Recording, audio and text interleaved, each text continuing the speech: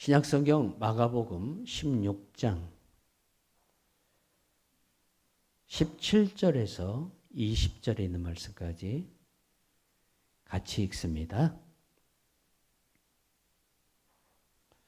믿는 자들에게는 이런 표적이 따르리니 곧 그들이 내 이름으로 귀신을 쫓아내며 새 방언을 말하며 뱀을 집어 올리며 무슨 독을 마실지라도 해를 받지 아니하며 병든 사람에게 손을 얹은즉 나으리라 하시더라.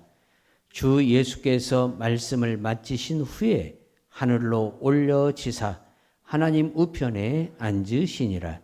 제자들이 나아가 두루 전파할세 주께서 함께 역사하사 그 따르는 표적으로 말씀을 확실히 증언하시니라. 아멘. 신약 성경 중에 제일 먼저 쓰여진 성경은 마가복음입니다. 마가복음은 마태, 누가, 요한복음에 비해서 약간 틀린 부분이 있습니다. 그 부분이 바로 마태복음 16장에 나오는 말씀입니다. 오늘 우리가 읽은 본문의 말씀은 마태복음이나 누가복음이나 요한복음 마지막 부분에는 나오지가 않습니다. 마가는 마태복음 16장을 기록하면서 다른 사복음서 저자들이 기록한 내용과는 특별하게 교회들이 앞으로 예수 그리스도의 승천과 더불어서 지상에 세워질 교회들이 진정으로 추구해야 할 것이 무엇이고 또한 교회들이 그 추구한 것을 통해서 무엇을 이루고 나가야 할 것인가에 대해서 분명하게 마가복음 16장에서 말씀하고 있다는 겁니다. 그래서 마가복음 16장은 신학자들 사이에서도 매우 중요한 그러한 과제로 주어져서 학자들마다 마가복음 16장을 연구하는 분들이 참 많은 것을 볼 수 있습니다. 마가는 진정한 믿음이라는 것이 무엇인가에 대해서 우리에게 정확하게 가르쳐주고 있어요. 진정한 믿음이라는 것이 무엇인가? 믿는다고 하면서 정말 하나님께서 기뻐하지 않는 그러한 믿음의 생활을 하면서 그걸 믿음이라고 말하는 사람들도 있고 또한 정말 하나님께서 기뻐하는 그러한 믿음의 삶을 살아가면서 믿음이라고 하는 사람들도 있습니다. 그러나 그 믿음의 판단은 하나님이 하십니다. 그렇기 때문에 이 사람이 믿음이 있다 없다는 오직 누구만이 판단할 수 있냐면 믿음의 주체자이신 그리스도 예수만이 하실 수 있습니다. 중요한 것은 그러면 우리가 믿음이 있다는 것을 우리는 어떻게 알 수 있을까? 마태복음 13장에서 마태는 열매로 알리라 라고 말씀하고 있습니다. 열매로 알리라. 맞습니다. 그 사람의 열매를 보면 그 사람이 믿음이 있는 사람인가 없는 사람인가를 알 수 있습니다. 그 사람이 추구하는 것, 그 사람이 추구하는 것을 통해서 나타나는 삶을 보면 열매가 있는 사람인지 믿음이 있는 사람인지를 알 수 있다는 사실입니다. 마가는 믿음이 무엇인가? 이것을 우리에게 오늘 말씀하고 있습니다. 마가가 말하고자 하는 것은 불행하게도 현대교회가 추구하는 것과는 약간 다른 느낌을 받습니다. 사실 교회들이 추구해야 할 믿음은 마가복음 16장에서 말하고 있는 이 믿음이라는 겁니다. 그런데 마가가 말하고 성경의 다른 저자들이 말하는 그 믿음의 역사를 따라가지 않고 오직 독특한 현대 교회만의 어떤 믿음을 추구하는 현상이 지금의 교회들 가운데서 나타나고 있다는 사실입니다. 하나님의 신령한 은혜와 은사가 누구를 위한 것인가? 하나님을 위한 것이고 하나님의 나라를 완성하는 일을 위해서 쓰여지라고 하나님이 우리에게 주신 겁니다. 성경은 언제까지만 필요합니까? 내가 천국 가는 그날까지만 성경은 필요합니다. 성경은 내가 이 땅에 살아 있을 때까지, 그리고 우리 주님이 이 땅에 다시 오실 때까지 성경은 필요합니다. 내가 천국에 들어가고 난 다음에는 성경이 필요가 없습니다. 왜? 거기서는 우리가 직접 주님을 보고 대면하고 또한 우리가 주님으로부터 직접 말씀을 듣기 때문에 더 이상 성경이 필요하지 않습니다. 성경은 내가 이 땅에 살아있는 동안 배워야 할, 들어야 할 하나님의 말씀입니다. 그래서 우리가 살아있는 동안에 하나님의 말씀을 잘 듣고 잘 배워서 우리가 성경에서 말하는 하나님의 은혜와 은사를 추구하고 받아서 하나님 나라를 완성하는 그러한 성도들이 돼야 됩니다. 중요한 것은 내가 하나님 나라를 완성하는 하나의 사람으로 쓰임받으려면 먼저 무엇부터 내 안에 습관되어져야 되냐, 학습되어져야 되느냐, 듣는 겁니다. 듣는 것. 경청처럼 여러분 훌륭한 은사가 없습니다. 잘 들어주면 말하는 사람의 질병이 치유되는 역사도 일어납니다. 뭐 예수 이름으로 병마야 떠나라 말하지 않아도 그 사람의 속에 담겨져 있는 말을 잘 들어주기만 해도 그 사람의 속이 편안해지고 그 속에 맺혀 있는 여러 아픔들이 밖으로 토해지면서 치유되는 역사가 일어납니다. 제가 아는 제 친구 목사 부인 사모님이 너무나 많은 목회 현장에서 스트레스를 받아서 사모님이 만성 두드러기, 만성 피부 알레르기로 고생을 참 많이 했습니다. 그러던 어느 날 제 집사람을 찾아왔습니다. 사모님이 입을 열어서 말하기 시작하는데 제가 마침 그때 총신 신대원을 다녀서 집에 없잖아요. 월요일날 올라갔다 금요일날 내려오니까 제가 없는 시간에 제 집사람한테 왔다 간 것 같아요. 하룻밤을 밤새도록 이야기를 하더래요. 그것도 모자라서 이틀 밤을 그렇게 꼬박 이야기를 하더래요. 그리고 집에 돌아갔어요. 그리고 난 뒤에 뭔 일이 있었냐면 만성 알레르기가 사라져 버렸어요. 남이 좀 잘 되면 아멘 하십시다. 그 역사가 일어났어요. 제 집사람이 무슨 신유의 능력이 있어서가 아니라 들어주기만 해도 같이 그 아픔을 나누어도 한 사람의 속에 있는 아픔과 질병이 치료되더라 이거예요. 그래서 우리는 경청하는 것을 잘 할 줄 알아야 돼.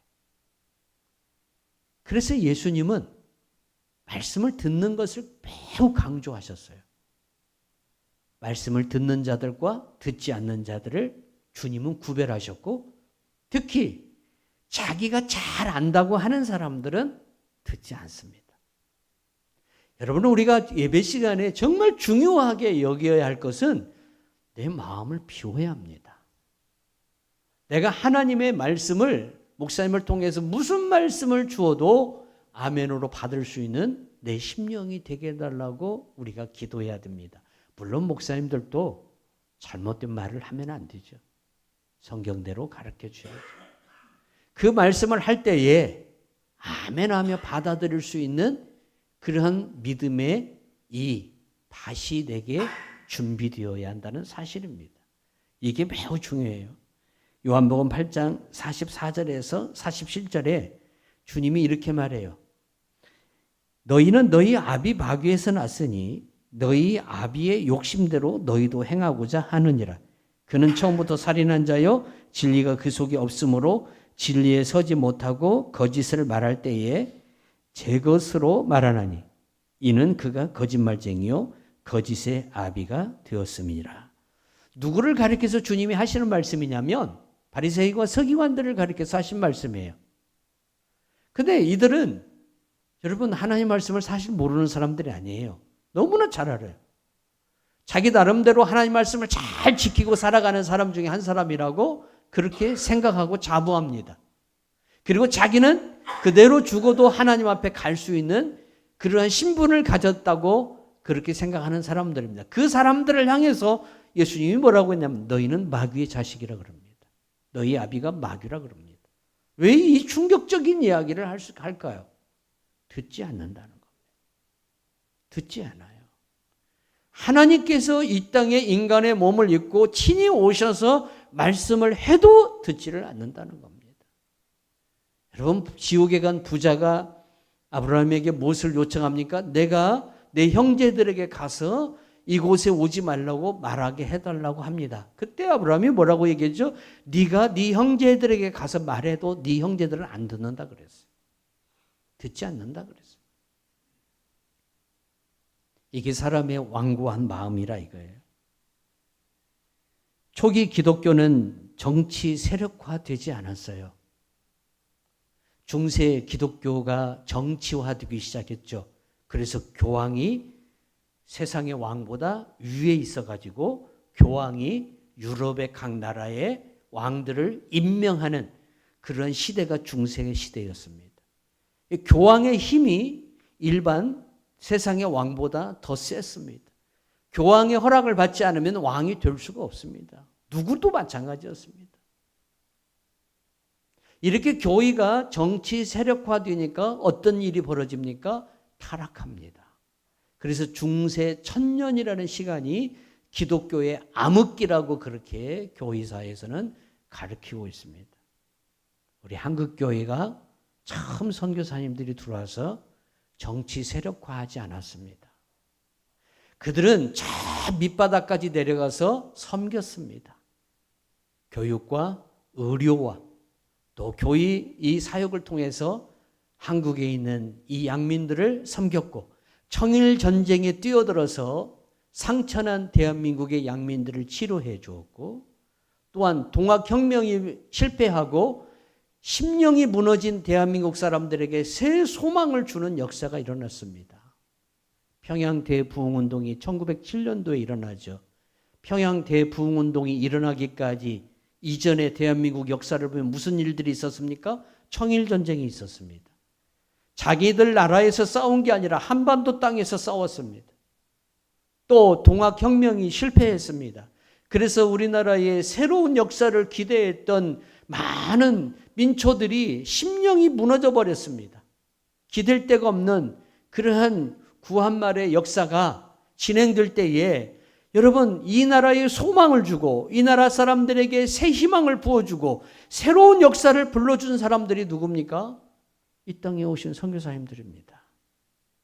그런데 그분들의 수고와 피 흘림과 헌신을 통해서 교회가 여기까지 성장한 것은 부인할 수 없는 사실입니다. 교회가 이렇게 성장하다 보니까 이제 교회가 어떤 일을 하려고 합니까? 세력화를 하려고 합니다. 교회가 정치 세력화를 하려고 합니다. 여러분, 그래서는 안 됩니다. 우리 개신교는 종교 분리가 원칙입니다. 종교는 정치에 개입하지 말아야 됩니다. 물론 정치 지도자들이 잘못할 때에 그들을 향해서 바른 소리는 교회가 할 줄 알아야 됩니다. 그러나 세력화를 해서 정치 집단이 되어서는 안 된다는 겁니다. 근데 참 안타까운 것은 최근에 이러한 일들이 나타나는 것을 보면 정말 안타까워요. 미국의 복음주의자들이 전에 트럼프가 대통령이 될 때 트럼프에게 몰표를 던져줬습니다. 미국이 많이 타락하다 보니까 복음주의자들은 트럼프를 대통령으로 내세워서 미국을 다시 기독교로 회귀시키려고 했는 그러한 마음을 가지고 트럼프를 밀어줬지만 그러나 그 결과는 이루어지지 않았습니다. 도리어 트럼프는 스트롱이 되어가서 너무나 자기 독단적인 그런 정치를 하다가 결국 한 번밖에 단임하지 못하고 물러나는 것을 볼 수 있죠. 서울에 가면은 유명한 교회 하나 있죠. 여러분 어느 교회를 말한다는 것은 참 어떤 분에게는 좀 이상하게 들릴 수도 있지만 너무나 유명한 교회이기 때문에 또 이곳에는 법조인들만 300명이 그렇게 법조팀이 준비되어 있는 교회이기 때문에 여러분 너무나 우리가 잘 아는 서울 사랑의 교회입니다. 옥하는 목사님이 개척하셨죠. 이 교회가 옥하는 목사님에 의해서 개척되고 서초동에 사랑의 교회를 건축했습니다. 옥 목사님은 성도들에게 이렇게 말했습니다. 이 교회당 외에 다른 교회당은 짓지 마십시다. 우리 교인은 이 교회당으로 만족하고 여기에서 사람들이 더 많이 넘치면 제2의 제3의 사랑의 교회를 세워나갑시다. 그렇게 죽는 날까지 주장을 했습니다. 그러나 후임자로 오신 오정현 목사님은 선임자인 오카노 목사님의 뒤를 따르지 않았습니다. 그분의 철학, 그분의 목회 이념을 따르지 않고 자기만의 목회 이념을 가지고 지금 여러분 결국 어떤 교회를 이끌어 갑니까? 결국 대형 교회라는 이름이 있지만 만몬이라는 이름에 합당한 그러한 교회로 그 교회가 변해가는 것을 볼 수 있어요. 교회는 큰데 세상에 영향력이 없어요. 교회는 엄청난데 세상에 영향력이 없다는 겁니다. 왜 그럴까요? 오늘 마가가 우리들에게 분명하게 말하고 있어요. 정말 교회가 추구해야 할 게 뭐냐 이거예요. 어떤 사람들은 마가복음 16장을 읽으면서 이렇게 이야기를 합니다. 마가복음 16장에 나오는 이러한 능력은 이제 필요가 없습니다. 더 이상 현대사회에서는 이게 필요가 없습니다라고 이야기하는 분들도 있습니다. 왜 그러냐? 돈만 있으면 얼마든지 우리가 의사를 사서 돈만 있으면 어떤 과학적 문명의 기계를 우리가 가지고 얼마든지 우리가 원하는 대로 일을 이룰 수 있다는 겁니다.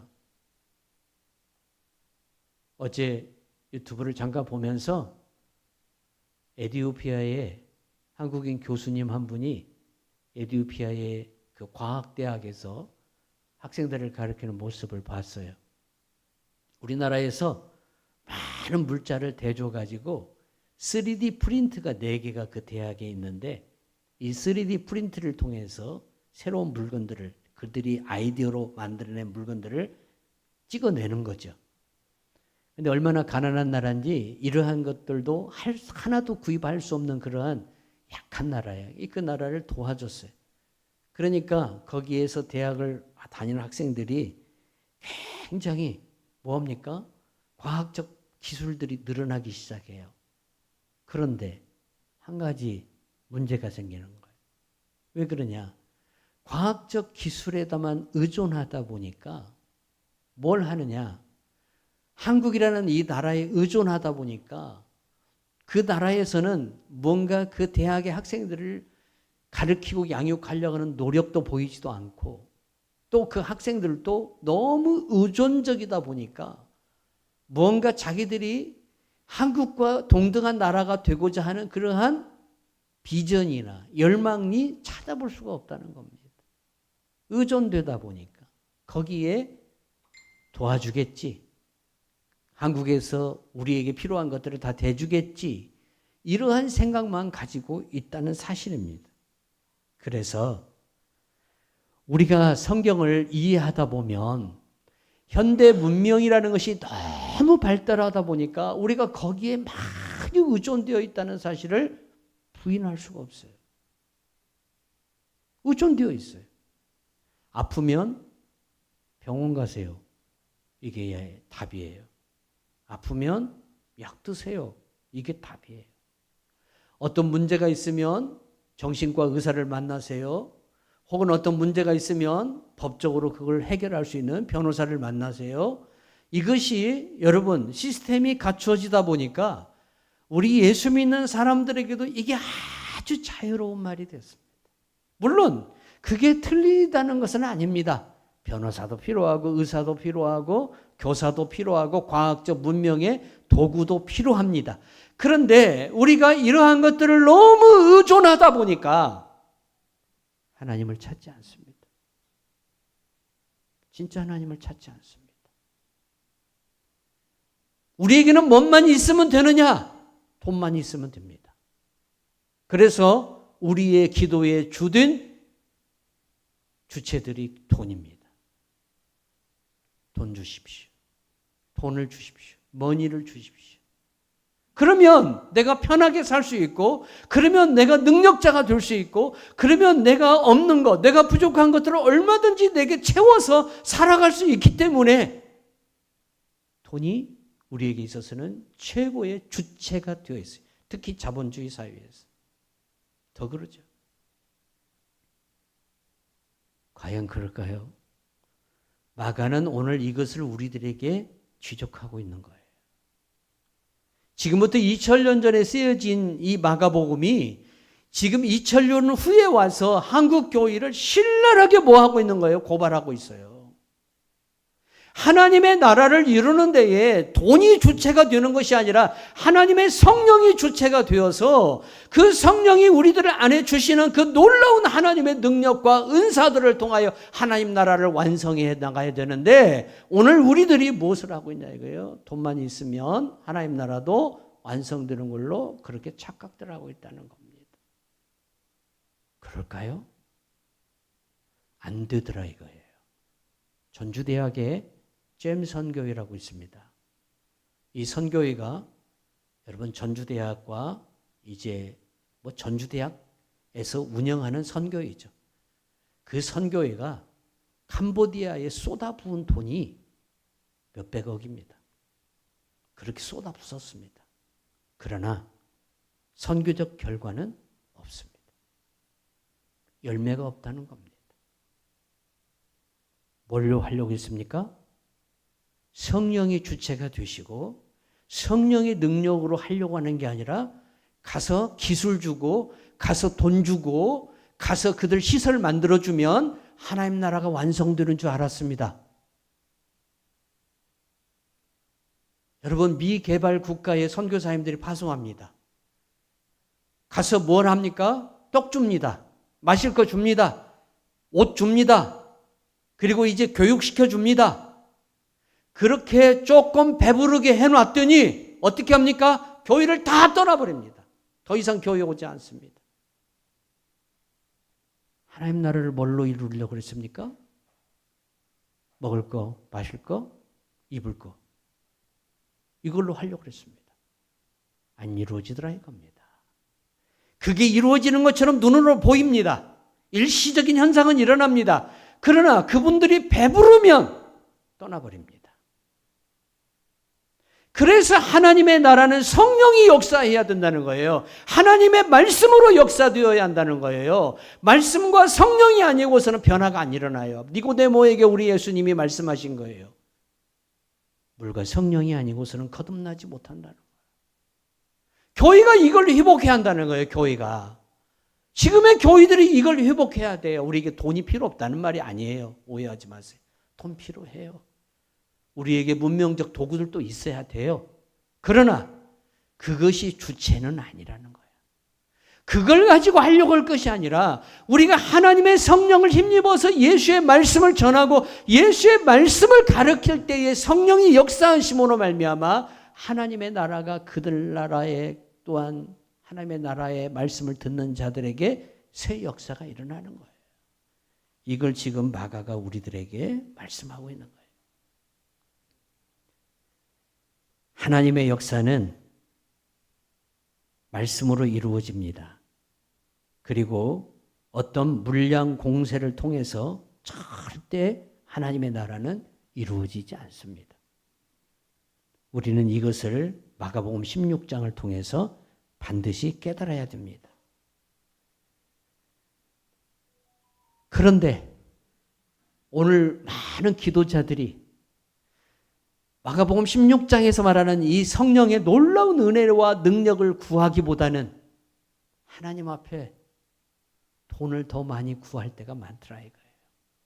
목사인 나도 그러더라 이거예요. 벌 주십시오. 벌 주십시오.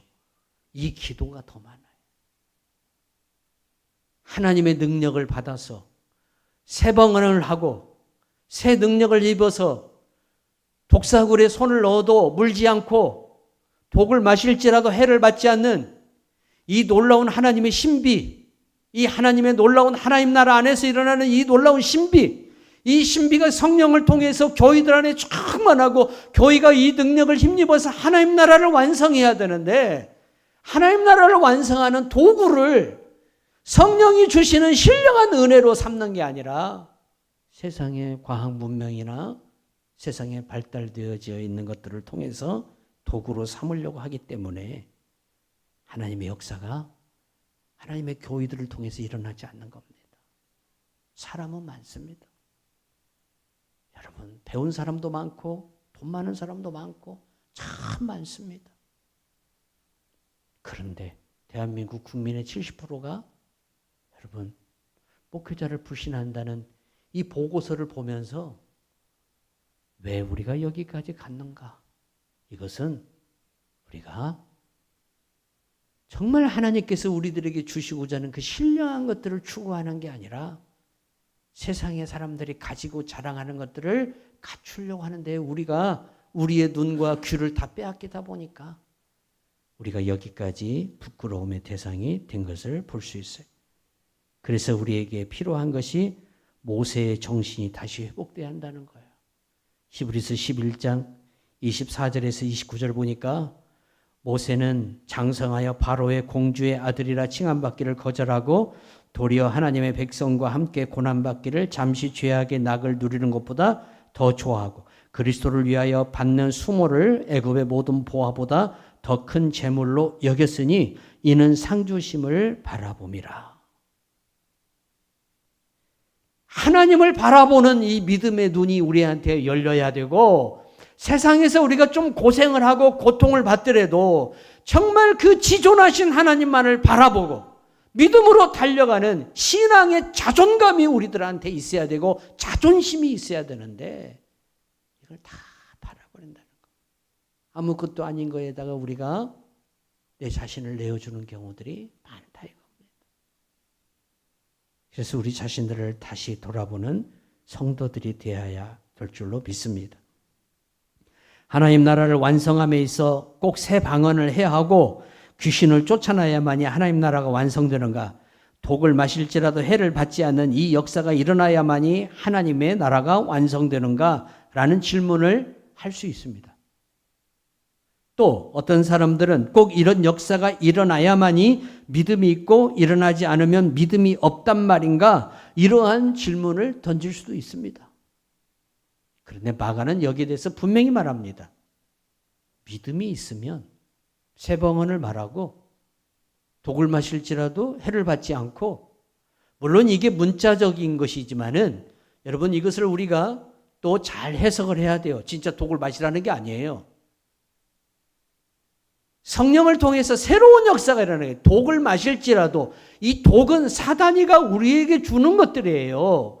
사단이가 우리에게 주는 것들을 우리가 그동안 먹었고 마셨고 그러나 성령의 새 역사를 통해서 그리스도의 피와 말씀으로 우리가 그것을 이미 마셨을지라도 우리가 해를 받지 않는 새 역사에 치료하는 일들이 일어난다는 뜻이에요. 이게 예수로 말미암아 이루어지고 성령 하나님을 통해서 이루어진다는 것이죠. 그래서 믿음 있는 사람에게 이 역사가 일어난다라고 마가는 지금 16장에서 말하고 있는 거예요. 과학 문명이 아무리 발달해도 하나님 나라는 과학 문명으로 이루어지는 게 아니라 성령의 능력으로 이루어지는 거예요. 나를 통해서 하나님 나라가 이루어지기를 원한다면. 어제 정유나 저 북한에서 넘어온 아가씨입니다. 이 아가씨 간증을 들으면서 울고 같이 울고 웃고 그 2시간이 순간에 지나가더라고요. 이 자매가 송승환이가 나오는 한국 드라마를 봤어요. K-드라마라고 하잖아요. 북한 그 어렸을 때 청소년 때 그걸 본 거예요. 그래서 엄마한테 가서 나 한국으로 가겠다라고 얘기해요. 근데 엄마가 아버지가 북한 특수부대 고위 간부예요. 여러분 보세요. 이 딸이 남한으로 가면 북한을 탈출하는 동시에 이 가족은 이제 어떻게 돼요? 고통이 찾아와요. 그런데 엄마가 숨겨놓은 달러를 주면서 떠나라 그러더래요. 뭐라고 이야기하냐면 이 북한은 더 이상 희망이 없다. 내 딸이 새로운 세상에 가서 정말 놀라운 사람으로 성장한다면 이 엄마는 내게 찾아오는 두려움을 무서워하지 않겠다. 가라. 역전까지 바래다 주어서 딸이 중국을 거쳐서 저 태국을 거쳐서 한국으로 들어왔어요. 그 들어오는 과정은 말로 할 수가 없어요. 그런데 아버지가 이제 딸이 탈북을 하니까 어떻게 됩니까? 아버지가 보위부에 끌려가서 고초를 받다가 교도소에 수감됐어요. 근데 어떻게 돈을 써가지고 아버지가 거기서 나왔어요. 아버지가 화가 끝까지 난 거죠. 그리고 이 딸을 잡으려고 중국을 들어갔어요. 근데 중국에 아버지가 도착했을 때에 브로커에게 말을 들으니까 이미 당신 딸이 태국에 가 있습니다 하니까 이 아버지가 그러면 태국을 거쳐서 대한민국으로 들어오겠지 해가지고 중국에서 대한민국으로 이분이 들어오신 거예요, 아버지가. 근데 국정원한테 걸려버렸어요.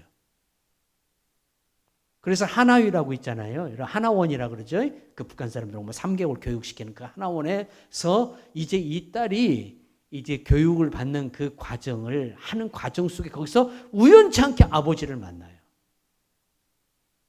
근데 하나원에 들어오기 전에 태국에서 선교사님들을 통해서 이제 하나님의 이 복음을 접하는데 그분 이 정윤아 씨가 말하는 게 내가 태국에서 열심히 교회를 다니고 성경 공부를 한 이유는 대한민국 땅에 가기 위해서 그랬지 하나님을 믿기 위해서 그런 건 아니라고 얘기해요. 어쨌든 왔어요. 그리고 하나원에서 이제 3개월 교육받고 나와서 아버지와 함께 한국에서 사는데 엄마는 탄광으로 끌려가갖고 이제 고통을 하는 거죠. 근데 그 엄마도 어떻게 돈을 써가지고 한국 땅으로 데려갔어요. 오빠가 하나 있어요. 평양에 남아있어요. 잘생긴 오빠대요. 그래서 김정은 근위대, 최측근 근위대에서 근무를 하는데 아버지나 어머니, 딸이 다 이 여동생이 남쪽으로 가다 보니까 어떤 일이 벌어져요? 이제 자기 혼자만 달랑 남고 자기가 반동이 돼버린 거죠. 그러니까 군, 당국, 고위직한테 나는 김정은이한테 죽도록 충성하겠습니다. 내 아버지 만나면 내가 기관총으로 쏘아서 죽이겠습니다. 그랬대요. 근데 이 아버지가 중국에 가가지고 아들에게 중국으로 잠시 오라 그랬대요. 왔대요. 며칠간의 그 여권을 가지고 넘어온 거예요. 3일 동안 아버지하고 지내면서 이 아들이 아버지의 말을 듣고 아버지가 한국에서 촬영해 간 모든 그런 영상들을 보고 그러면 나도 한국으로 가겠다 해서 오빠, 정윤아 씨의 오빠도 한국으로 왔어요. 내 가족이 다 이제 한국에 와서 잘 살게 됩니다. 그러니까 어떻게 합니까? 하나님을 떠납니다. 하나님을 안 믿습니다. 그러던 어느 날 질병이 찾아왔습니다. 이 고관절을 빨리 치료하지 않으면 고관절을 싸고 있는 근육막이 이 간까지 올라온답니다. 그래서 온 장기를 싸버린답니다. 이 병이 온 겁니다. 그래서 급하게 수술을 합니다. 그런데 이 수술 과정에서 의사들이 뭘 발견하냐면 신체에 암이 있는 것을 발견합니다. 근데 얼마나 고통스러운지 나중에 이 자매가 하나님이 계시면 있으면 좀 제발 좀 나와보라고, 응? 하나님 없은 게 내가 이 모양이지 않냐고 막 그렇게 하나님을 대항하고 하나님 앞에 막 원망을 하고 있을 때 의사가 자기 발을 딱 잡으면서 집도이가 자기 발을 잡으면서 이렇게 이야기를 하더래요. 유나 자매, 하나님이 참 자매를 사랑하는 것 같아요. 무슨 하나님이 나를 사랑하냐고, 내가 하나님의 사랑을 받으면 하나님 나를 사랑하면 내가 왜 이 모양 이 꼴이냐고 그렇게 말을 하는데 그 의사 선생님이 뭐라고 하냐면 당신이 그 근육이 싸고 있는 이 당신의 장기를 다 싸고 있는 이 막을 제거하는 수술을 하지 않았다면 당신 몸 안에 있는 암을 발견할 수 없었고 이 암이 당신의 온 몸 전체로 퍼져서 당신은 2달 안에 죽습니다. 이게 하나님의 은혜입니다. 아무 할 말이 없더래요. 그리고 수술을 받고 깨어나고 지금은 건강했는데 어느 날 교회에 가서 기도를 하는데 하나님이 그러더래요. 2번째는 나를 떠나지 마라. 네가 어디 좀 가더라도 내 눈앞에 있어라. 그러더래요. 내 시야에 있어라. 그러더래요. 그러면서 이제 뭘 하느냐? 북한에서 넘어온 사람들을 이렇게 몇 명을 해갖고 전 세계를 돌아다니면서 북한에 관한 이야기를 하고 하나님의 복음을 전하는 그러한 일꾼으로 살다가 최근에는 미국의 유명한 투자자의 수석 비서가 되어가지고 국제적으로 활동하는 그러한 자매인 것을 어제 말씀을 들었어요. 그 말씀을 들으면서 왜 사람들은 변질될까? 나도 마찬가지죠. 목사인 나도 변질돼요. 그래서 우리는 고통이라는 걸 감사해야 돼요. 고통은 나로 하여금 하나님께로 돌아가고 잃어버린 내 시선을 다시 찾게 하는, 잃어버린 내 귀를 다시 듣게 하는 그러한 결과를 가져와요. 그래서 고통이 도리어 우리에게 감사의 은혜로 나타난다는 사실이에요. 성도 여러분, 하나님은 오늘 또 우리들에게 성령을 통해서 새 역사를 이루려고 그럽니다. 지금도 여전히 하나님의 일은 하나님의 성령이 하십니다. 예수님이 이 땅에 다시 오는 그날까지 성령의 역사는 놀라운 역사로 나타납니다. 여러분, 교회가 크다 작다, 교회 재정이 많다 작다, 이게 중요한 게 아닙니다. 중요한 것은 내 한 사람 한 사람이 정말 성령의 사람으로 붙들려 있느냐 안 있느냐, 이게 중요한 겁니다. 왜 그런가? 이제까지 보여주었습니다. 여러분, 서울의 대형 교회들이 선교를 통해서 각 나라에 쏟아붓는 일련의 예산이 엄청납니다. 어마어마합니다. 그런데 그 역사가 일어나지가 않습니다. 왜 그럽니까? 돈만 주면 선교를 다 한 걸로 압니다. 아닙니다, 여러분. 기도가 있어야 되고 그곳에 성령의 역사가 나타나야 돼요. 그곳에 그 선교사님들을 통해서 그 역사가 일어나야 돼요. 그래서 어떤 선교사들이 파송돼야 되느냐? 하나님의 영이 충만한 선교사들이 파송돼야 한다 이거예요. 공부만 잘해갖고 외국어만 잘해갖고 선교사가 파송될 것이 아니라 하나님의 영이 그 사람 심령 안에 충만해야 가서 하나님의 역사를 일으킬 수 있다는 거예요. 우리도 마찬가지예요. 머리로 우리가 아무리 알고 있어도, 아무리 그래 똑똑해도 내 속에서 역사하는 하나님의 영이 역사하지 않으면 하나님의 능력은 나타나지 않아요. 하나님의 나라는 이루어지지 않아요. 마가는 오늘 우리들에게 분명하게 말해요. 여러분, 7절과 8절 사이에는 왜냐하면이라는 헬라어 가르라는 단어가 들어갑니다. 우리 성경에는 안 나옵니다. 번역이 그렇게 안 되어 있기 때문에. 원문에는 가르라는 단어가 들어갑니다. 왜냐하면, 왜 믿음이 중요한가? 왜 이 제자들에게 있어서 하나님의 역사가 일어나지 않는가? 마가가 지금 뭘 얘기하냐? 왜냐하면이라는 그 접속사를 통해서 그 이유와 설명을 말하고 있어요.